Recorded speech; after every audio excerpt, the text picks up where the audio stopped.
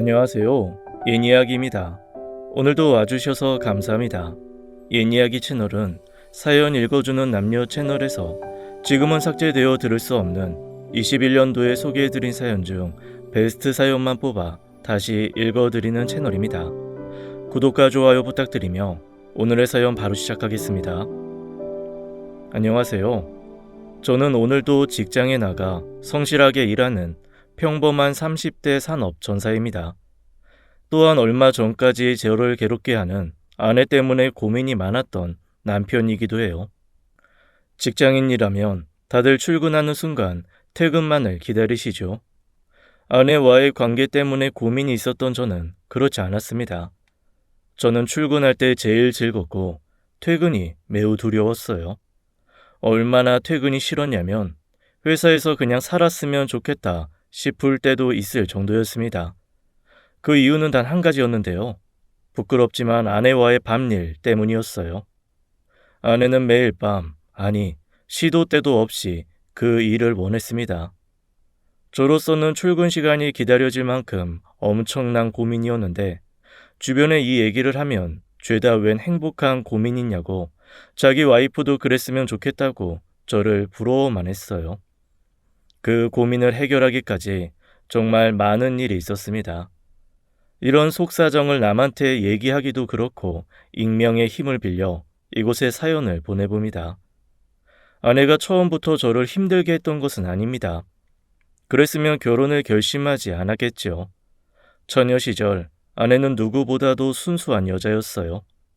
요즘 세상에 순수한 사람이 어디 있겠냐 하겠지만 제 아내는 정말 그랬습니다. 제가 아내의 첫 연애 상대였거든요.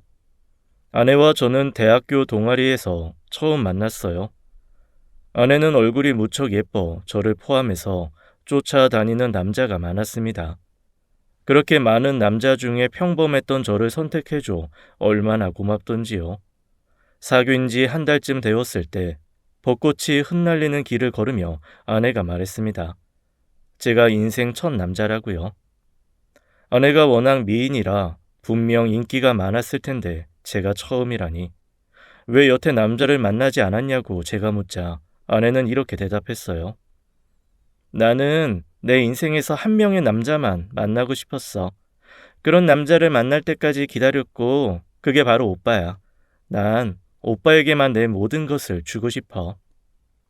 그 말을 듣는 순간 저는 가슴이 벅차 올랐었어요.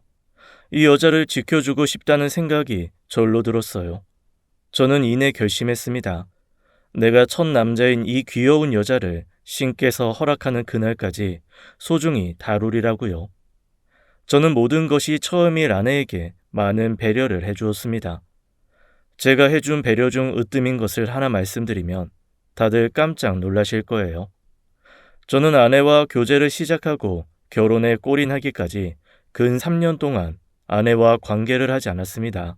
결혼하고 아내의 몸으로 저를 받아들이고 싶다는 아내의 부탁을 들어주기 위해서였어요. 그때까지 참느라 새벽마다 볼펜으로 허벅지를 찔러가며 얼마나 고생을 했던지 그 눈물겨운 고행을 얘기하려면 아마 밤을 새워야 할 겁니다. 3년 동안 볼펜에게 혹사당했던 제 허벅지는 결혼 첫날 밤 다른 방식으로 혹사당했어요. 그동안 참아왔던 욕구가 폭발하여 저는 아내와 격렬하게 사랑을 나눴으니까요. 첫날 밤 수줍게 웃으며 저를 반기던 아내가 어찌나 아름다워 보이던지 아내는 처음인데도 다행히 제 리드를 잘 따라와 주었어요. 사랑이 끝나고 아내는 이 순간만을 기다려왔다고 저를 꼭 껴안아 주었죠. 저는 그런 아내가 정말 사랑스러워 또 그 일을 치르고 말았습니다. 그렇게 불타는 첫날 밤을 보내고 우리는 고삐 풀린 망아지가 되었어요. 시도 때도 없이 눈만 맞았다 하면 장소 불문 그걸 했습니다. 정말 달콤한 신혼의 나날이었어요. 아내와 입만 맞춰도 행복했던 제가 어느 순간부터 아내가 샤워하는 소리만 들어도 오금이 저리게 되었습니다. 샤워를 한다는 건 그 일을 준비한다는 거니까요. 저는 언제나 아내를 사랑하고 아내와 그 일을 하는 건 정말이지 인생의 큰 즐거움 중 하나입니다. 하지만 제 아내는 늦게 배운 도둑질에 밤새는 줄 모른다고 정말 해도 해도 너무했어요. 피차 하루 종일 직장 일에 시달리고 왔으면 하루 정도는 스킵하고 주말에 뭐라 해도 되잖아요. 아내는 성실한 직장인답게 밤 생활도 매일 성실하게 출근하고 싶어 했습니다. 아무래도 평일에는 일이 피곤하여 시간이 짧을 수도 있는 건데 아내는 짧으면 짧다고 불평하며 애프터 서비스를 요구했어요. 낮에는 상사에게 보고서 시정 요구를, 밤에는 아내에게 잠자리 시정 요구를. 저는 낮밤으로 쉴 새 없이 양쪽에서 시달리는 꼴이었죠. 솔직히 대한민국의 어느 30대 직장인 남자가 어떻게 매일 하루에 3번을 꼬박 할 수 있겠습니까? 그런데 제 아내는 하루에 3번은 꼭 잠자리를 하자고 요구했어요. 제가 피곤하다고 자자고 하면 어떻게든 달려들어 뜻을 이루려고 했습니다. 저도 체력에 한계가 있는데 아내가 사람 피 말리게 그걸 요구하니 미치겠더라고요. 아내에게 잠자리 요구를 줄여달라고 돌려서 말해보기도 했지만 아내는 제 말을 무시했습니다. 나중 가서는 아내가 제 몸을 생각해서 영양제를 챙겨줘도 무서웠지요. 다른 뜻이 있는 것 같아서요. 제가 먼저 출근할 때 아내는 잘 다녀와 하며 싱긋 웃는데 그 미소도 오늘 한판 하는 것 같아 두려웠습니다. 아내가 차려주는 장어 반찬도 소름 끼쳤죠. 장어가 남자에게 좋다고 먹이는 게 아닌가 싶어서요. 급기야 저는 아내와 사랑을 나누다 너무 피곤해 잠들어 버리기도 했습니다. 아내는 얼른 일어나라며 저를 흔들어 깨웠어요. 아내의 손길에 저는 잠에서 깼지만 여전히 잠든 척했습니다. 그렇게 간신히 곤히 잠든 다음 날 저는 세수하다 코피를 쏟았습니다. 세면대에 뚝뚝 떨어지는 핏방울을 보면서 저는 생각했습니다. 이러다가 죽겠다. 무슨 조치가 필요해. 아내 기운을 떨어뜨리자. 제가 한의학 지식이 있는 것은 아니지만 남자는 양의 기운이 많아야 좋고 여자는 음의 기운이 많아야 좋다는 얘기를 들었습니다. 그러면 약으로 음기를 다스리면 되지 않을까 싶어 저는 한의원에 갔습니다. 한의원에서 의사 선생님은 제 맥을 짚더니 이렇게 말씀하시더라고요. 에이, 환자분, 요즘 고민거리가 많으신가 봅니다. 맥을 짚으니 수심이 가득해요. 눈밑도 검고 피부도 칙칙하고 양의 기운도 부족하세요. 기운을 보양할 수 있는 약을 지어드리겠습니다. 저는 의사 선생님에게 물었습니다. 제 몸에 양기가 그렇게 부족하냐고요.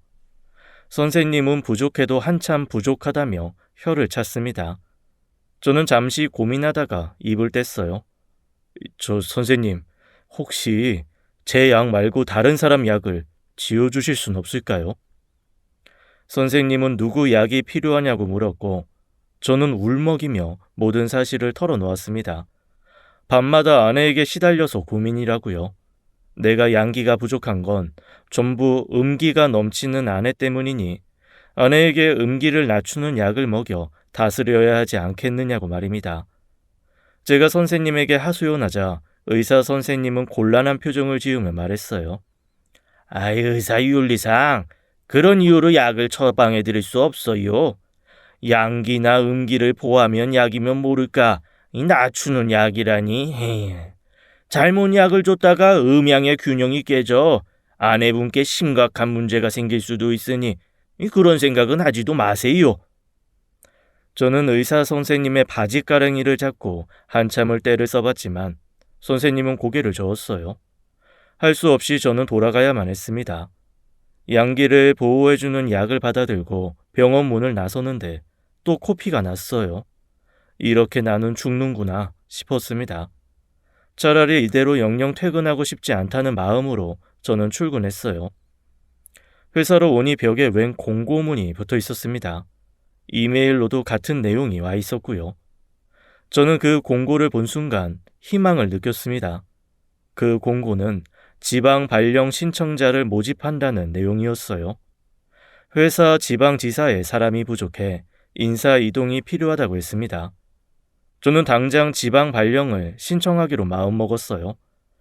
지방으로 발령 나게 되면 어쩔 수 없이 아내와는 주말 부부 신세가 될 테니까 이제 좀 편안하게 살 수 있겠구나 생각해서였습니다.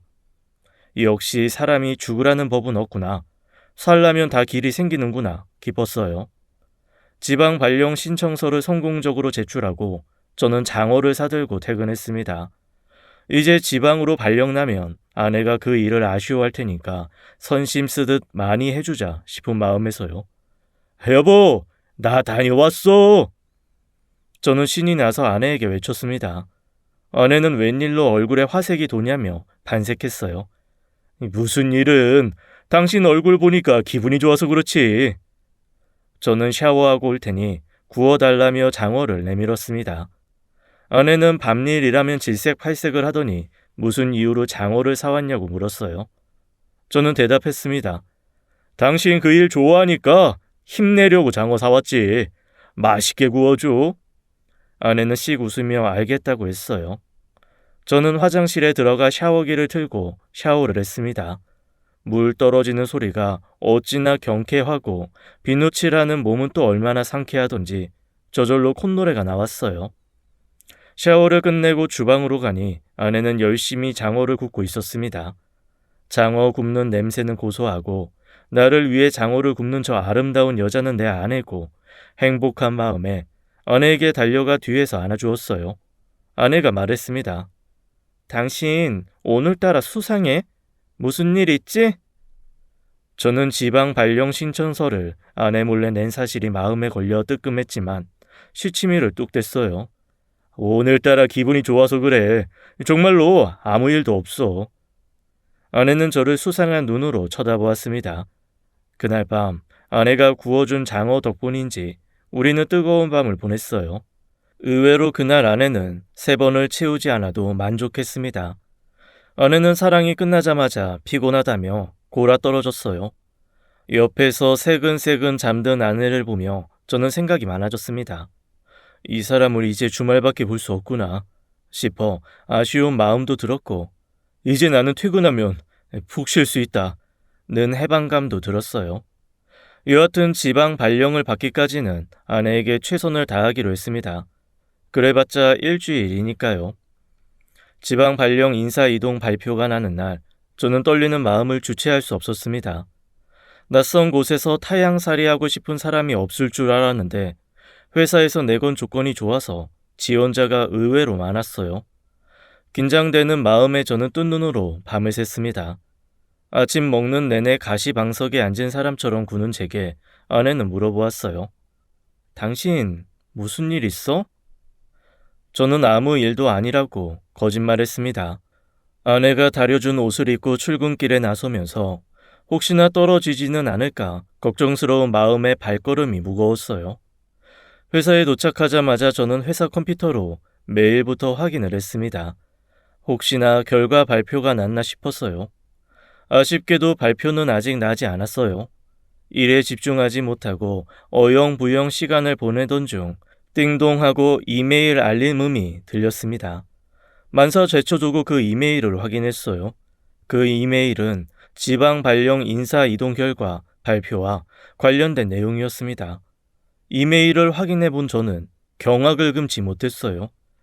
지방지사로 이동하는데 실패했기 때문입니다. 이메일에는 이렇게 적혀 있었어요. 이번에 지원자가 많아 부득이하게 다른 조건도 고려하게 되었습니다. 지방지사로 이동 시 숙소를 회사에서 지원해주기에 부양가족이 있는 신청자는 제외하고 심사했습니다. 저는 부양가족, 즉 아내가 있다는 이유로 심사 대상도 되지 않고 탈락하게 된 것입니다. 아내를 피해 도망가려고 지방지사 이동을 신청한 건데 아내 때문에 탈락하게 되다니 이 무슨 아이러니한 상황일까요?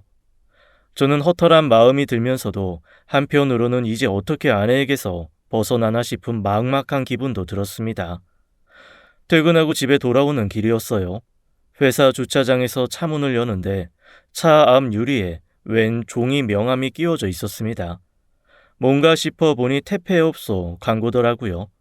이런 거 경찰은 단속 안 하고 뭐하나 혼자 중얼거리며 종이를 버리려는데 문득 한 생각이 제 머리를 스쳤습니다. 그 종이에 적힌 긴 밤에서 아이디어를 얻었죠. 저는 그 길로 회사 근처 모텔에 갔습니다. 모텔에 도착하자마자 저는 카운터에 대고 외쳤어요. 여기 한 달치 방세 얼마예요?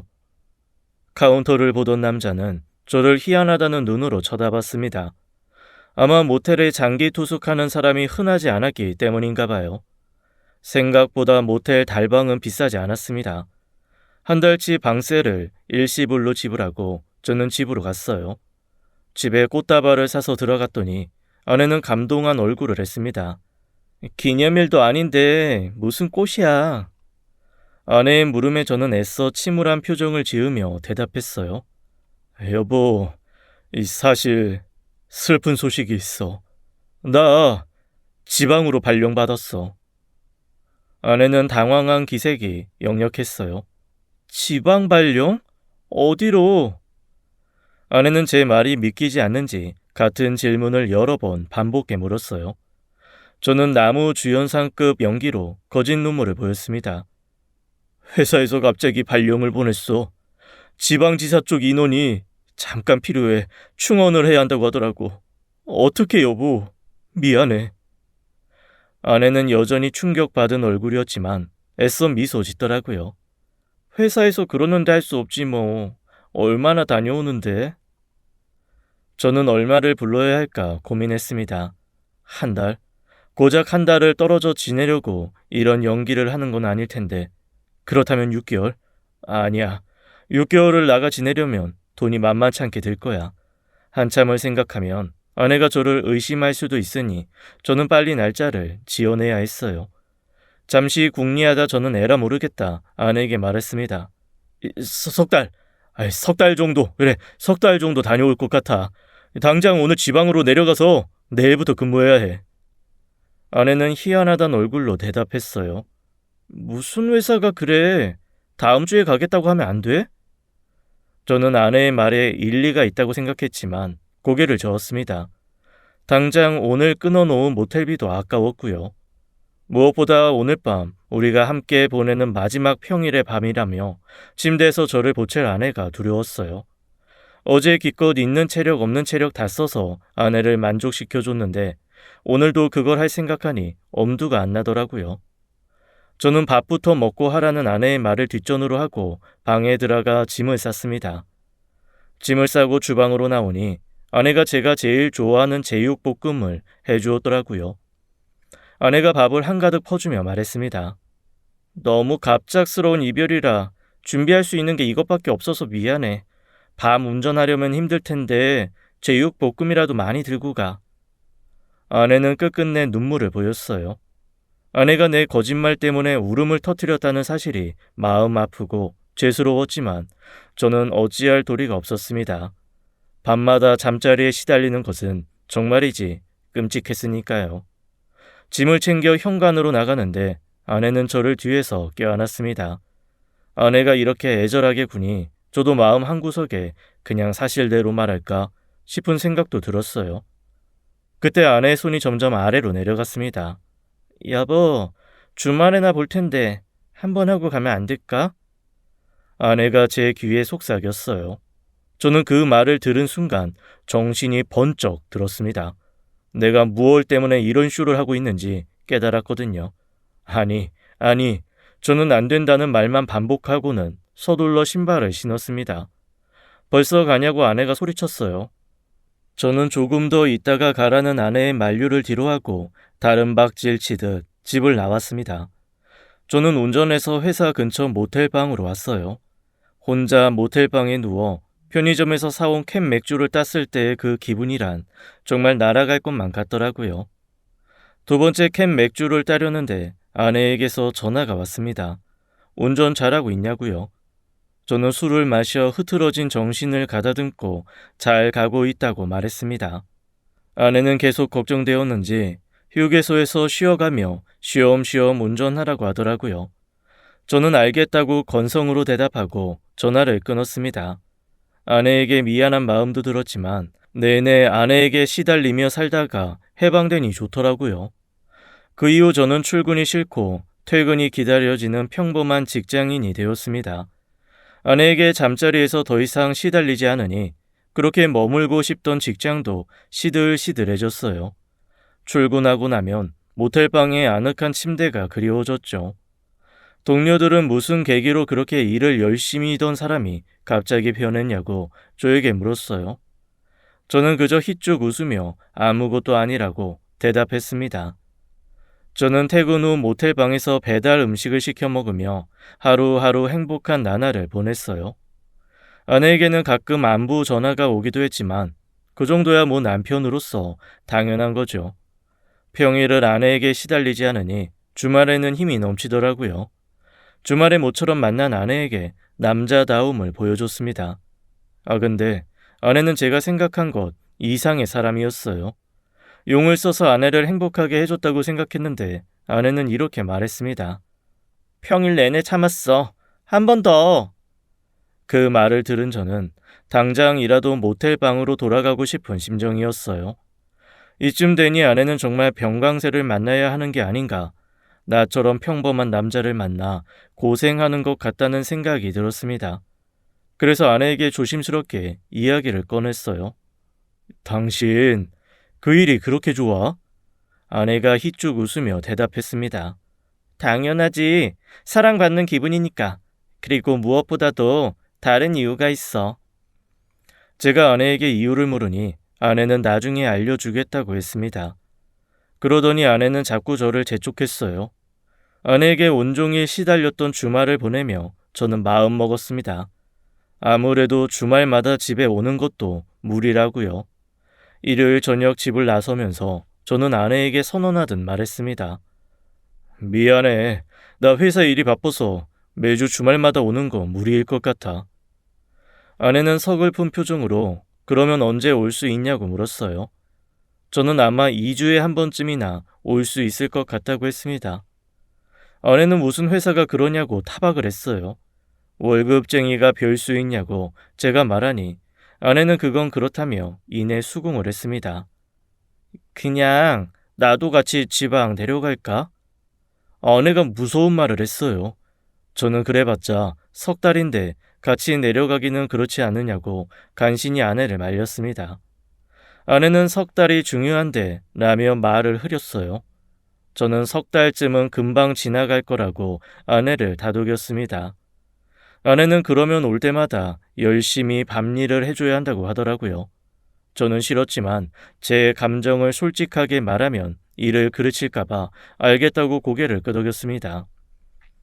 이제 주말에도 집에 돌아가지 않아도 된다니 모텔방에 돌아와 맨몸으로 누우며 저는 정말 행복한 기분을 만끽했습니다. 이럴 거면 이혼을 하는 게 낫지 않나 싶은 생각이 잠시 스쳤지만 저는 이혼하고 싶지는 않았어요. 아내가 싫은 것은 아니었거든요. 제 아내는 상냥하고 따뜻하고 자상한 사람입니다. 어딜 가서 제가 이런 여자를 만나겠어요. 또 아무리 요즘 세상에 이혼이 흔하다고는 하지만 이혼남 딱지를 붙이고 살고 싶지는 않았습니다.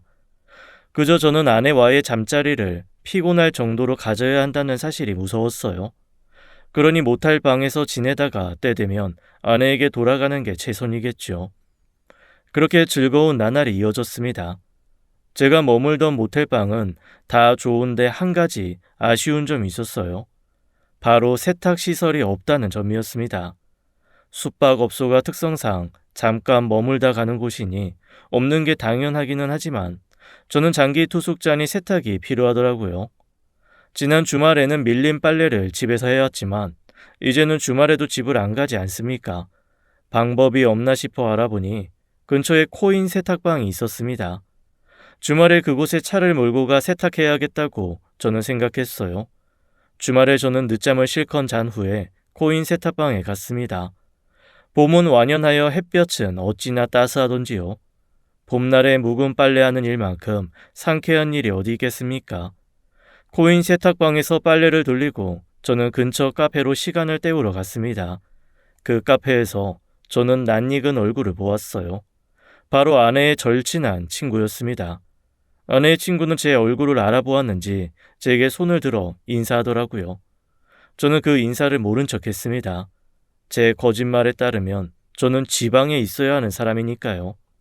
제가 모른 채 했으면 그냥 가면 되지 아내의 친구는 제가 자기 인사를 못 봤을 거라고 생각했나 봐요. 아내의 친구가 제게 다가와 물었습니다. 안녕하세요. 혹시 이희연 남편분 아니세요? 저는 그 물음에 사람 잘못 봤다고 화를 내듯 대답했어요. 계속 이 카페에 있다가는 아내에게 모든 사실이 들통날 것 같아 저는 카페 문을 서둘러 나왔습니다. 가슴이 콩닥콩닥 뛰었습니다. 뭔 일 생기는 게 아닌가 싶었어요. 제가 코인 세탁방에서 세탁물을 꺼내 건조기에 넣고 있을 때 아내에게 전화가 왔어요. 아내는 혹시 제가 김현동 베이커리 카페에 있었냐고 물어봤습니다. 역시 이상한 예감은 언제나 맞았어요. 저는 무슨 말이냐고 지금 나는 숙소 근처 세탁방에서 밀린 빨래를 하고 있다고 둘러댔습니다. 제 숙소는 지방지사가 아니라 회사 근처 모텔 방이었지만 어쨌든 틀린 말은 아니니까요.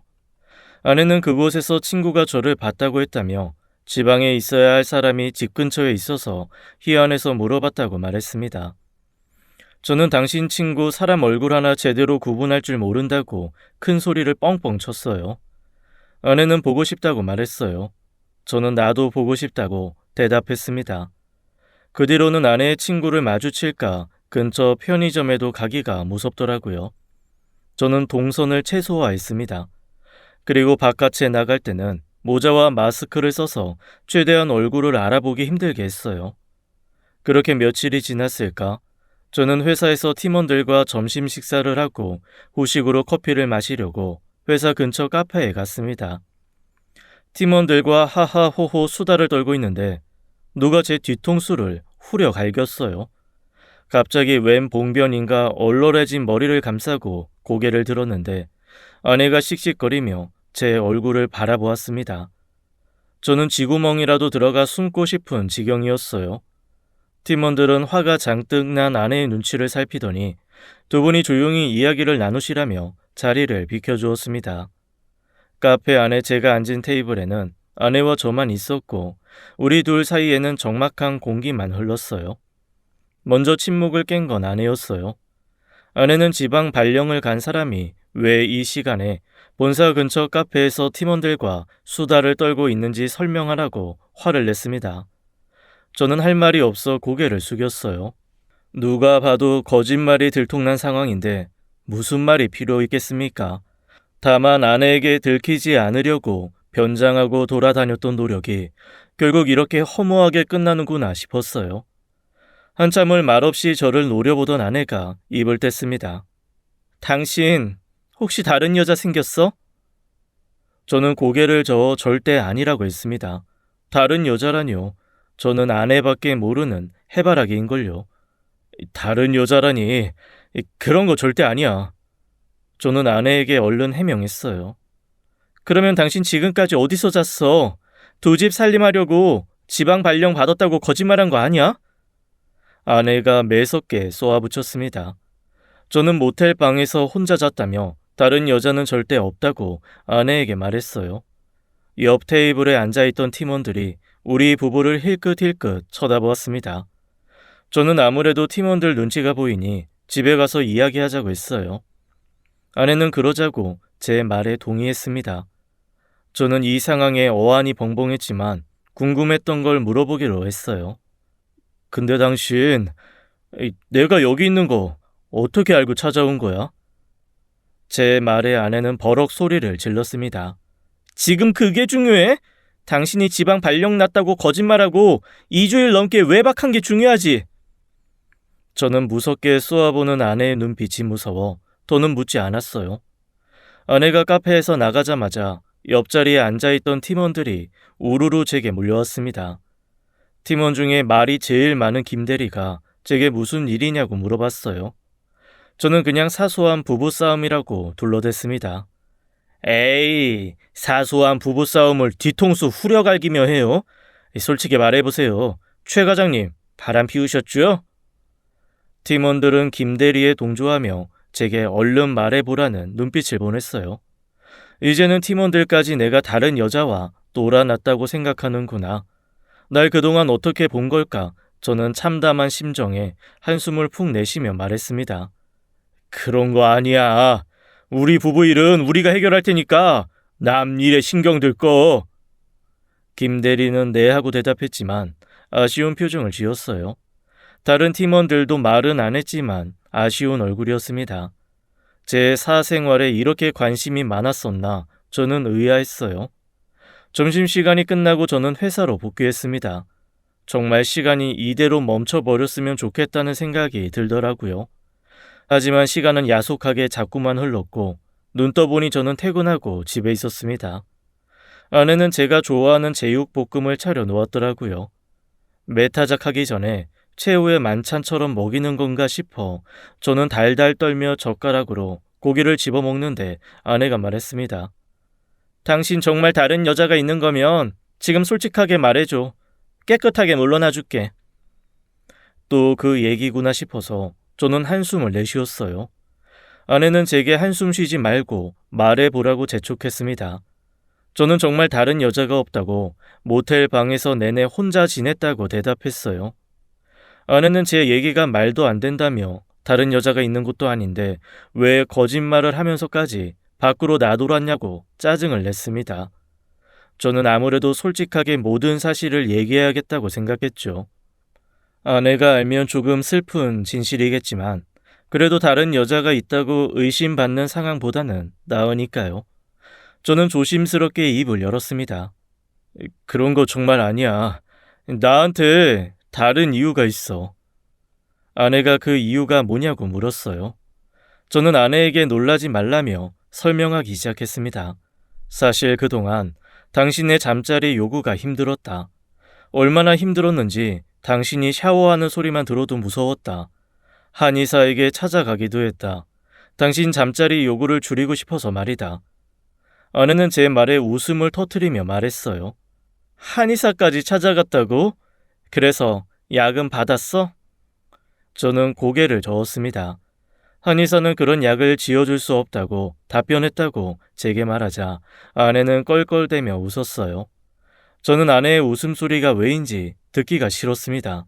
저는 정말 진지하고 절박했는데 아내에게는 제 괴로움이 한낱 웃음거리에 지나지 않았나 싶은 생각이 들었기 때문이었죠. 저는 짜증스럽게 이게 재밌냐고 쏘아붙였습니다. 아내는 제 말에 그럼 이게 재밌지 슬프냐고 대답했어요. 아내는 한참을 웃다가 말했습니다. 그동안 내가 잠자리 요구 많이 해서 당신 힘들었구나?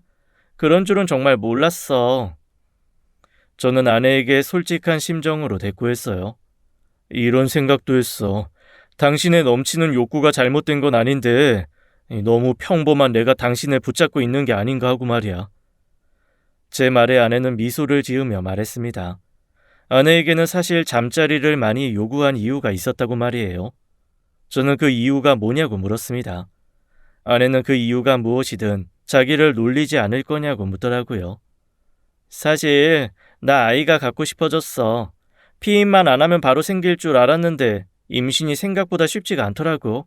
그래서 급한 마음에 그랬던 것 같아. 저는 아내를 이해할 수 없었습니다. 아이를 갖고 싶으면 그렇다고 말하면 제가 얼마든지 협조해줬을 텐데 왜 말을 안 했을까요? 이런 제 의문을 아내에게 말하니 아내는 이렇게 대답했습니다. 그동안 아이 갖는 걸 미루자고 했는데 갑자기 갖자고 하기가 민망하더라고요. 그래서 의도치 않게 임신한 척하고 저에게 알려주려고 했다고 합니다. 저는 그러면 왜 그리 급하게 아이를 가지려고 잠자리를 수도 없이 요구했냐고 물었어요.